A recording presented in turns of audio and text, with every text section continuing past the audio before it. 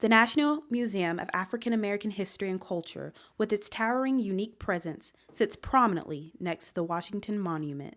Finally, the African American story on the National Mall is accessible to everybody, and in many ways it means that my ancestors are smiling. A labor of love for its founding director, Lonnie Bunch, who gave us a behind-the-scenes tour. Everybody's story. It's not black people's story, it's a story of America. The museum holds more than 3,000 artifacts, many of which Bunch collected traveling around the world.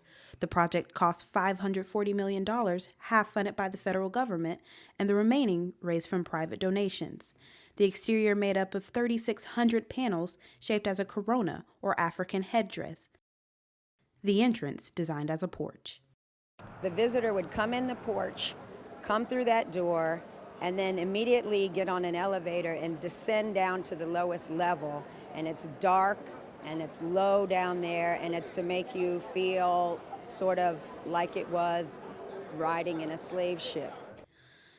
In fact, nearly 70% of the museum is below ground. It is designed to have visitors explore the complex history of slavery and freedom at the basement level, where you find a statue of Thomas Jefferson in front of bricks depicting his many slaves, real artifacts of shackles, and a slave cabin. Next level up, the era of segregation and Jim Crow through the Civil Rights Movement. Here, a controversial prison guard tower from Louisiana, which was so big it, along with the segregated railroad car, had to be lowered into the museum before the building was completed because it couldn't fit through the front door. A vintage plane flown by the Tuskegee Airmen of World War II hangs from above.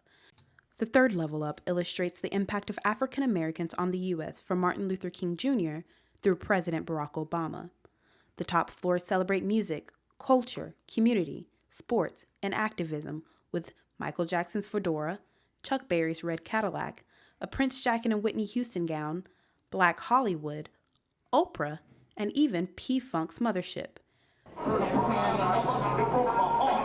For many, this museum is already a celebrated and sacred place. I wish that those who I knew who paid the supreme price could see just a minute of their work in time. But they are not here, but they obligate us, those of us who are here, to keep the struggle